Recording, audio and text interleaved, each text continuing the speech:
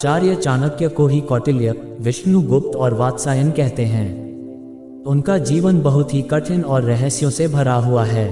आओ जानते हैं उनके जीवन की संक्षिप्त कहानी।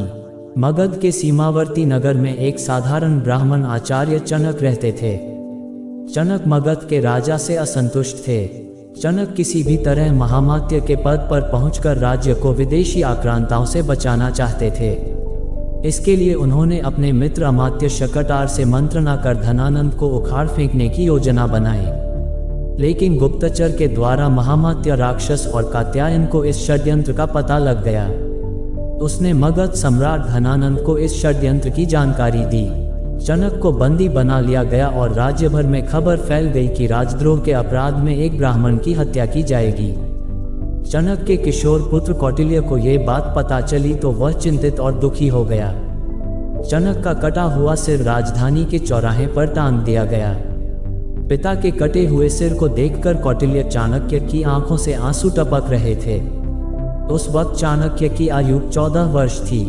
रात के अंधेरे में उसने बांस पर टंगे अपने पिता के सिर को धीरे धीरे नीचे उतारा और एक कपड़े में लपेट कर चल दिया। अकेले पुत्र ने पिता का दाह संस्कार किया। तब कौटिल्य ने गंगा का जल हाथ में लेकर शपथ ली, हे गंगे, जब तक हत्यारे धनानंद से अपने पिता की हत्या का प्रतिशोध नहीं लूंगा तब तक पकाई हुई कोई वस्तु नहीं खाऊंगा। जब तक महामात्य के रक्त से अपने बाल नहीं रंग लूंगा तब तक ये शिखा खुली ही रखूंगा। मेरे पिता का तर्पण तभी पूर्ण होगा जब तक कि हत्यारे धनानंद का रक्त पिता की राख पर नहीं चढ़ेगा। हे यमराज, धनानंद का नाम तुम अपने लेखे से काट दो। उसकी मृत्यु का लेख अब मैं ही लिखूंगा। इसके बाद कौटिल्य ने अपना नाम बदलकर विष्णुगुप्त रख लिया। एक विद्वान पंडित राधामोहन ने विष्णुगुप्त को सहारा दिया।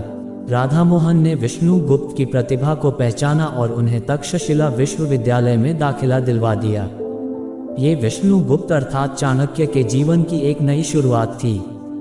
तक्षशिला में चाणक्य ने न केवल छात्र, कुलपति और बड़े बड़े विद्वानों को अपनी ओर आकर्षित किया बल्कि उसने पड़ोसी राज्य के राजा पोरस से भी अपना परिचय बढ़ा लिया। सिकंदर के आक्रमण के समय चाणक्य ने पोरस का साथ दिया। सिकंदर की हार और तक्षशिला पर सिकंदर के प्रवेश के बाद विष्णुगुप्त अपने गृह प्रदेश मगध चले गए और यहाँ से प्रारंभ हुआ उनका एक नया जीवन। उन्होंने विष्णुगुप्त नाम से शकटार से मुलाकात की। पिता का मित्र शकटार, जो अब बेहद ही वृद्ध हो चला था।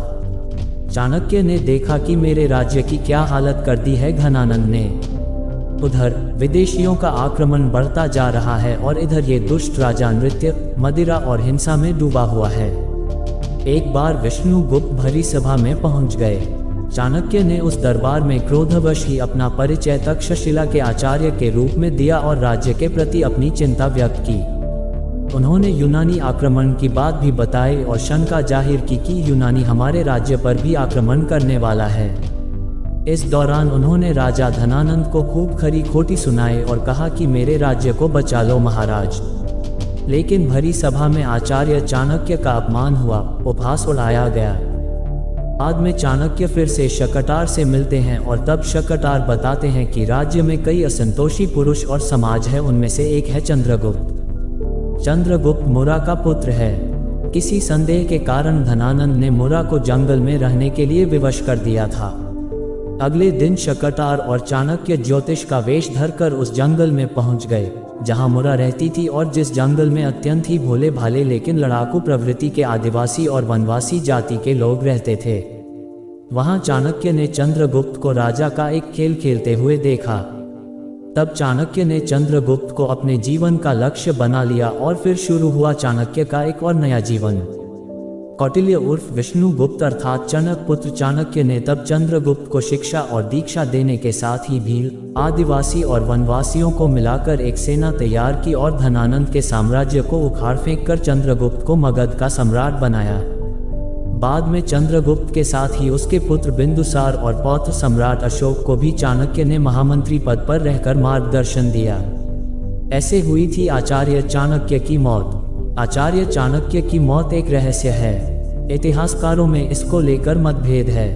हालांकि कुछ शोधकर्ता उनकी मृत्यु को लेकर 3 तरह की थ्योरी प्रस्तुत करते हैं। आओ जानते हैं कि आखिर आचार्य चाणक्य की मौत कैसे हुई थी। चंद्रगुप्त मौर्य के पुत्र बिंदुसार मौर्य और उनके पुत्र सम्राट अशोक थे। आचार्य चाणक्य ने तीनों का ही मार्गदर्शन किया है। चाणक्य का जन्म ईसा पूर्व 371 में हुआ था, जबकि उनकी मृत्यु ईसा पूर्व 283 में हुई थी। चाणक्य का उल्लेख मुद्रा राक्षस, बृहद कथाकोश, वायु पुराण, मत्स्य पुराण, विष्णु पुराण, बौद्ध ग्रंथ महावंश, जैन पुराण आदि में मिलता है। बृहद कथाकोश अनुसार चाणक्य की पत्नी का नाम यशोमती था। मुद्रा राक्षस के अनुसार चाणक्य का असली नाम विष्णुगुप्त था। चाणक्य के पिता चणक ने उनका नाम कौटिल्य रखा था। चाणक्य के पिता चणक की मगध के राजा द्वारा राजद्रोह के अपराध में हत्या कर दी गई थी। चाणक्य ने तक्षशिला के विद्यालय में अपनी पढ़ाई पूरी की। कौटिल्य नाम से अर्थशास्त्र एवं नीतिशास्त्र लिखा। कहते हैं कि वात्स्यायन नाम से उन्होंने ही कामसूत्र लिखा था। चाणक्य ने सम्राट पुरु के साथ मिलकर मगध सम्राट धनानंद के साम्राज्य के खिलाफ राजनीतिक समर्थन जुटाया और अंत में धनानंद के नाश के बाद उन्होंने चंद्रगुप्त को मगध का सम्राट बनाया और खुद महामंत्री बने। चंद्रगुप्त के दरबार में ही मैगस्थनीज आया था, जिसने इंडिका नामक ग्रंथ लिखा। चाणक्य के कहने पर सिकंदर के सेनापति सेल्यूकस की बेटी हेलेना से चंद्रगुप्त ने विवाह किया था। आचार्य चाणक्य की मौत के बारे में कई तरह की बातों का उल्लेख मिलता है। कहते हैं कि वे अपने सभी कार्यों को पूरा करने के बाद एक दिन एक रथ पर सवार होकर मगध से दूर जंगलों में चले गए थे और उसके बाद वे कभी नहीं लौटे।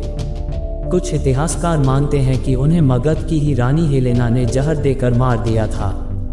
कुछ मानते हैं कि हेलेना ने उनकी हत्या करवा दी थी। कहते हैं कि बिंदुसार के मंत्री सुबंधु के षड्यंत्र के चलते सम्राट बिंदुसार के मन में ये संदेह उत्पन्न किया गया कि उनकी माता की मृत्यु का कारण चाणक्य थे। इस कारण धीरे धीरे राजा और चाणक्य में दूरियां बढ़ती गई और एक दिन चाणक्य हमेशा के लिए महल छोड़कर चले गए। हालांकि बाद में बिंदुसार को इसका पछतावा हुआ। एक दूसरी कहानी के अनुसार बिंदुसार के मंत्री सुबंधु ने आचार्य को जिंदा जलाने की कोशिश की थी, जिसमें वे सफल भी हुए। हालांकि ऐतिहासिक तथ्यों के अनुसार चाणक्य ने खुद प्राण त्यागे थे या फिर वे किसी षड्यंत्र का शिकार हुए थे, यह आज तक साफ नहीं हो पाया है।